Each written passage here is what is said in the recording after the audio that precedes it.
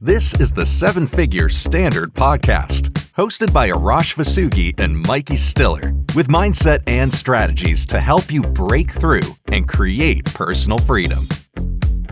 Hello, and welcome back to the Seven Figure Standard Podcast. I'm Mikey Stiller, joined by my co-host, Arash Vasugi, and we're so thrilled to be back with you for another episode, one that I am so excited about because I love this topic, how to lock in momentum and never lose it again. Arash, I love this topic so much because nothing feels better than momentum towards your goal. So let's jump right in. How do you create momentum? I love the word momentum, number one. I was telling you before we were doing this, I said, nothing feels better than when you're in momentum. You're in that flow state. Yes. But Mike, can you relate to this? Have you ever had days or weeks where whatever you touch turns to gold, where you're absolutely dialed in, you're waking up early, but as soon as you wake up, you're on fire. You're executing, you're unstoppable. And then you miss a day. You start getting distracted. Your kids may have something doesn't happen the way you want in your business or in your work or in your life, and suddenly you're off track. But the truth is, momentum is something we earn by our thinking. And momentum doesn't have to come and go. You could lock it in to make it a part of your identity. It will be your expectation and it becomes your new normal. But what we need to do today is let's give everybody the exact step-by-step framework on how to create momentum so they can always go back to it.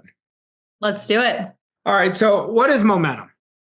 Momentum is this feeling where we're just being, we're not overthinking. Momentum is really this energy, it's a juice. Kind of like the analogy I gave that whatever you touch turns into gold, where your expectation is on fire. Momentum is not motivation. Motivation comes and goes. Momentum is built on identity. It's built on the standards we create. You know, if you look at winners don't rely on emotions. They rely on decisions, standards, and processes. You don't need to feel like it to be consistent. You want to install a standard that makes momentum automatic for yourself. So look at it like this, and tell me if you can align with this. Momentum is the engine that runs our identity. So think about our identity. When we're operating at the true essence of who we are, we're not chasing, we're not grinding. It's just who we are. And everyone has experienced it. Yep. But let's look at what kills momentum.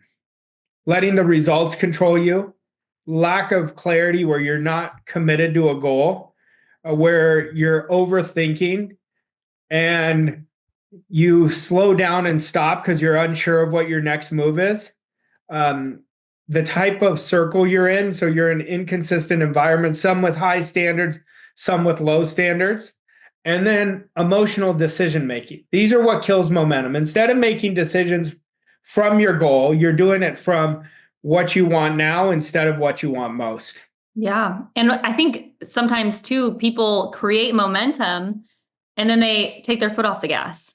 What causes that? Well, now they're not focused on creating momentum. They're coming from the outside. So the result is telling them, I better hesitate. I better play it safe.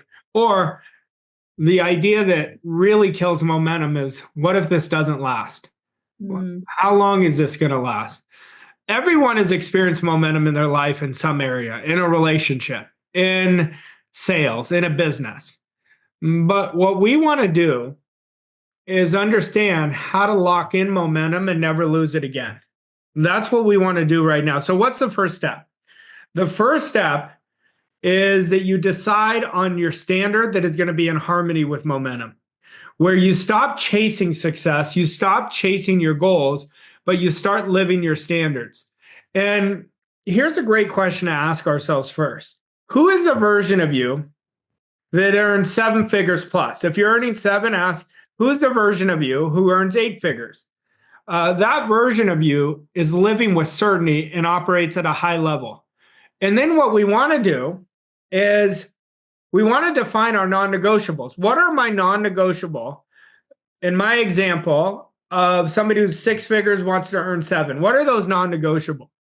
Is it your morning routine? Is it a non-negotiable work ethic where I'm going to just focus on making every decision from the person who achieved my goal, and then I'm going to follow through? So these are really great questions to start with. You know, Raj, I think sometimes we get this idea that creating momentum, or if we lose momentum, it's going to take a lot of time or a lot of effort. Does it have to be that way? Well, when you're in momentum, you're actually using less effort because you built the right standards and the identity to match that, where it would be harder for you not to do than to do it. See, what we've got to understand, habits alone won't cut it. You need processes. Processes always create our results by default. So what are the processes? Your morning routine, your accountability check-ins. And if you've been following our podcast, I've given you several. I think one of the best accountability check-ins is have an alarm on your phone at 1 o'clock and 5 o'clock, where at 1 o'clock the alarm goes off, and then you ask yourself, what are the thoughts I've been thinking so far today? What are the feelings I've been feeling? And what are the actions that I've been taking? Because the answer to those are the most truest assessment of a vote for the person we're becoming. And so when you are constantly in great proximity too, that's another checklist for yourself, another process, because iron sharpens iron. So when you're in these different cues that you use for yourself, you're really anchoring momentum for yourself. What are your thoughts around creating great momentum in one area of your life, but not the other? Well, I would focus on creating it in the area that you want to upgrade the most, and it's going to impact the other area, because how we do one thing is how we do everything. And if you think that's not true, I promise you it is. But we have a certain attitude to different areas in our life. So we could create really amazing momentum because we have a great attitude towards that area. Then the other area, we don't have the same attitude. We don't have the same relationship.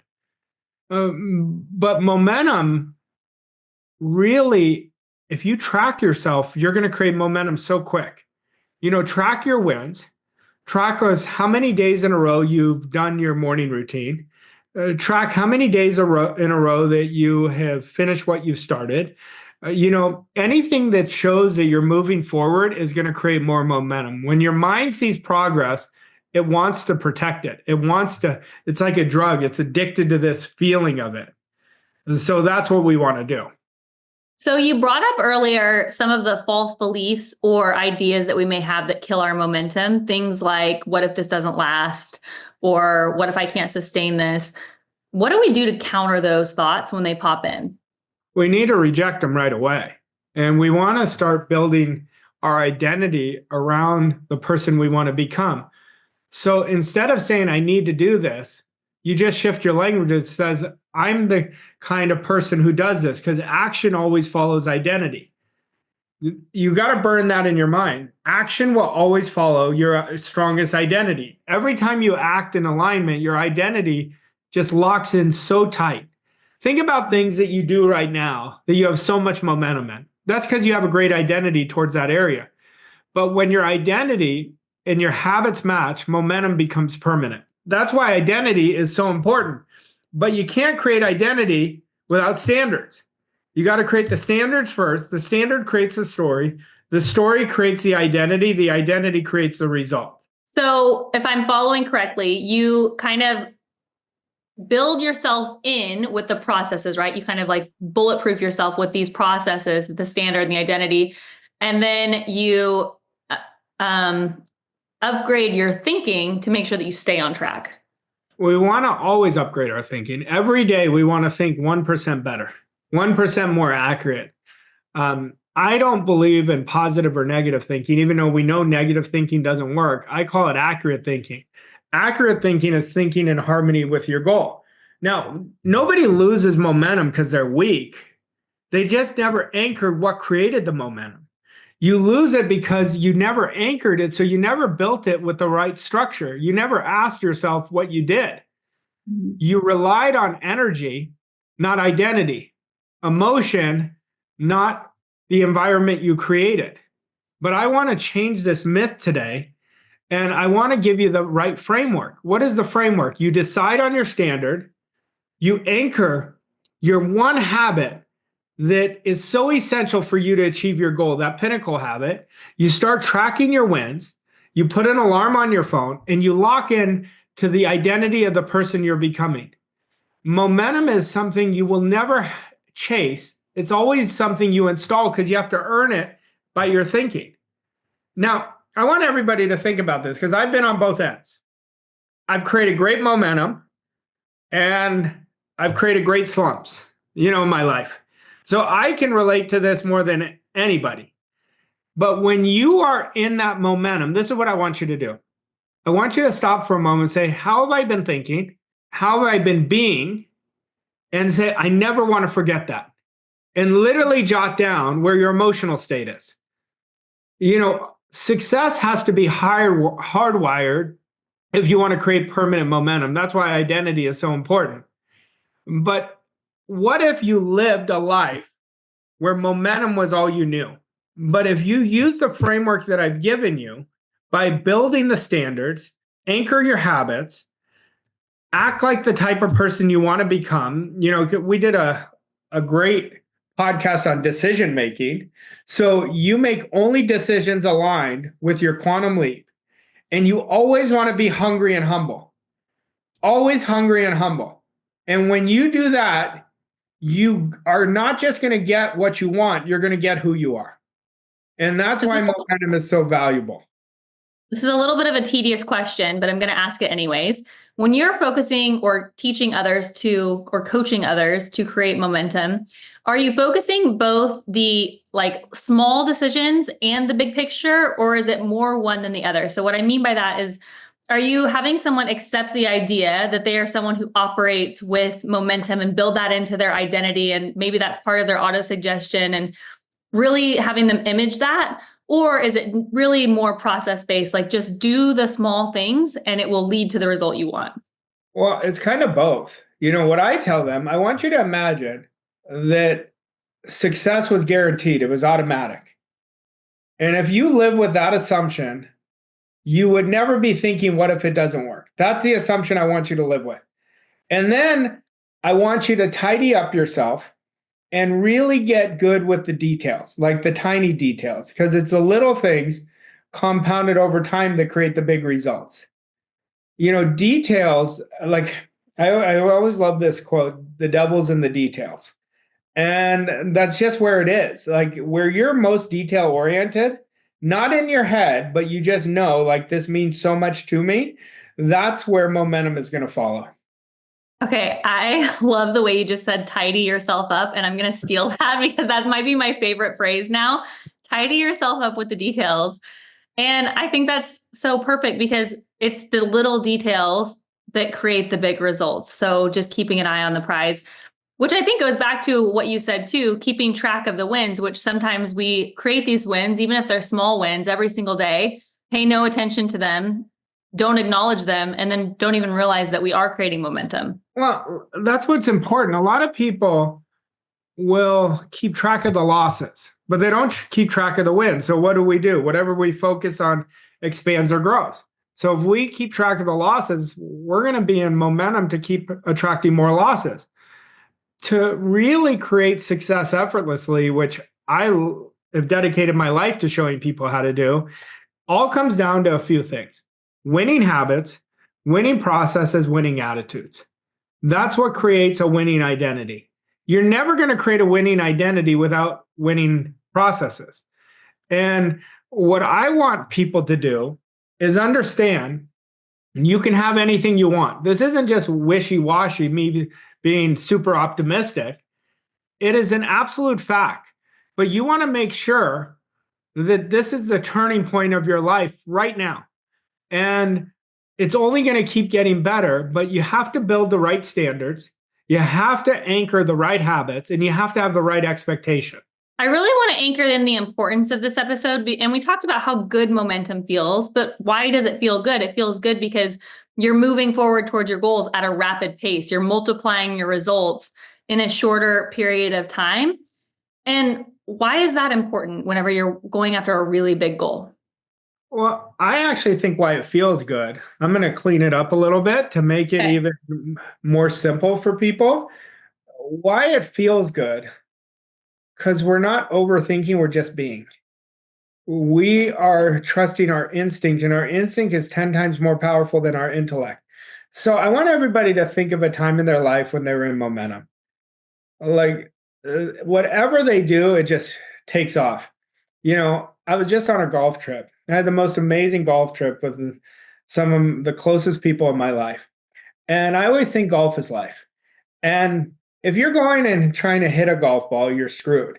But if you just let go and hit your swing, everything works. That's life. So what keeps us from momentum is we're too much in our head, not into our heart. We're not trusting our instinct. So I think it's a great analogy, even if you don't play golf. Like there's a time that you've overthought something, and that's when it was disastrous. So we want to be free in our mind. We want our mind quiet. When our mind is quiet, then the essence of who we really are comes out. But anytime we've been in momentum, it's because we've been in the essence of who we are. We're not planning a plan. We're just being, we're doing it now.